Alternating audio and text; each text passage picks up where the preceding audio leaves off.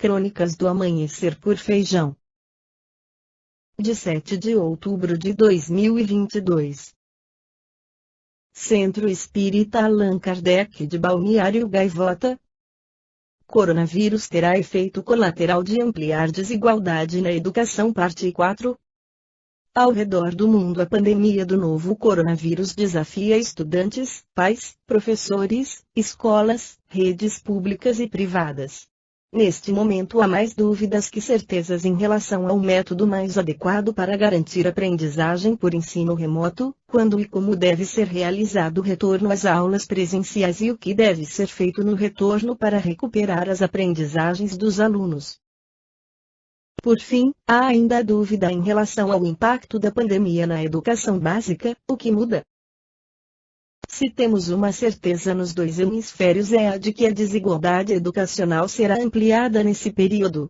A articulista do The New York Times, Dana Goldstein, listou 3 estudos interessantes sobre o impacto da epidemia do Covid-19 no desempenho dos 55 milhões de estudantes americanos. Nenhum deles nos dá notícias alvissareiras. O primeiro deles, do Annenberg Institute da Universidade de Brown, indica que os estudantes norte-americanos devem voltar às escolas em setembro com uma perda de aprendizagem da ordem de 30% em leitura e de 50% em matemática.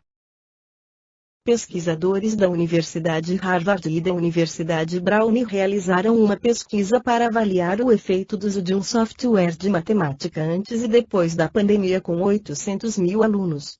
De janeiro a abril, o desempenho dos estudantes de baixa renda caiu 50%, enquanto os de estudantes que vivem de comunidades de renda mais alta não tiveram alteração de desempenho.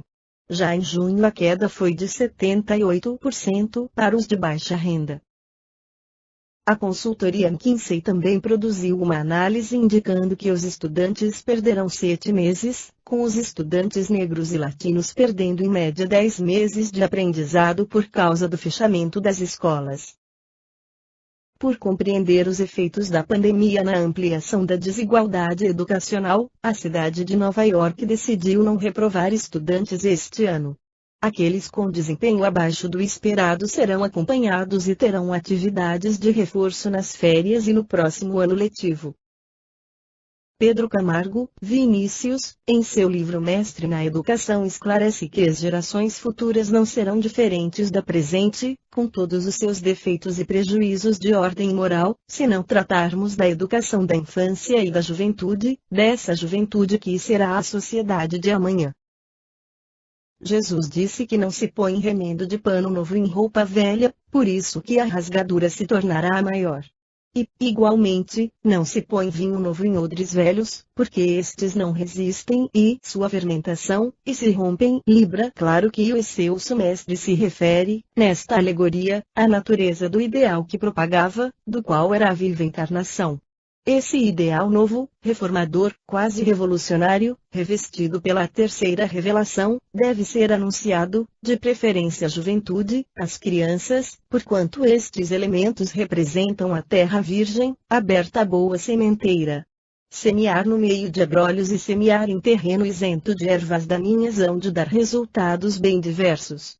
As messes, de uma e de outra, dessas culturas, serão, por certo, distintas, dizendo por si mesmas qual delas é a mais vantajosa.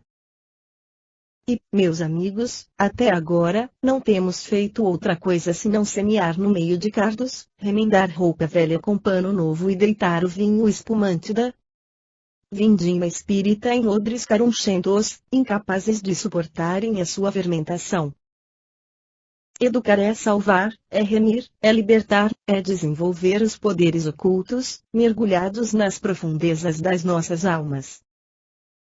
A diferença entre um sábio e um ignorante, entre o bom e o mal, o santo e o criminoso, o justo e o ímpio nada mais é que o efeito da educação. Entre aquelas que edificam e aqueles que destroem, entre os que tiram a vida do seu próximo levando por toda parte a desolação e a ruína e aqueles que dão a vida própria prol do bem da coletividade, verifica-se, apenas, uma dissemelhança, educação na sua acepção verdadeira, que significa o harmônico desenvolvimento das faculdades, espirituais. Os homens são todos iguais. A diferença entre eles não é de essência, mas de grau evolutivo determinado pela educação. Conta-se que Licurgo, célebre orador ateniense, fora, certa ocasião, convidado para falar sobre a educação. Aceitou o convite, sob a condição de lhe concederem 3 meses de prazo. Findo esse tempo, apresentou-se perante numerosa e seleta assembleia, que aguardava, ávida de curiosidade, a palavra do consagrado tribuno. Licurgo apareceu, então, trazendo consigo 2 cães e 2 lebres. Soltou o primeiro mastim e uma das lebres. A cena foi chocante e bárbara. O cão avança, furioso sobre a lebre a despedaça. Soltou, em seguida, o segundo cachorro e a outra lebre. Aquele pôs-se a brincar com esta amistosamente. Ambos os animais corriam de um para outro lado, encontrando-se aqui e acolá para se afagarem mutuamente. Ergue-se, então, Licurgo na tribuna e conclui, dirigindo-se ao seleto auditório: eis aí o que é a educação. O primeiro cão é da mesma raça e idade que o segundo. Foi tratado e alimentado em idênticas condições. A diferença entre eles é que um foi educado, e o outro não. O objetivo máximo do espiritismo é precisamente esse: educar para salvar. Iluminar o interior dos homens para libertar a humanidade de todas as formas de selvageria, de todas as modalidades de crueza e de impiedade, de todas as atitudes e gestos de rivalidade feroz e deselegância moral. Esta conquista diz respeito ao sentimento, ao senso religioso, que os homens do século perderam, ou melhor, que jamais chegaram a possuir. Esta foi a crônica do amanhecer de 07 de outubro de 2022.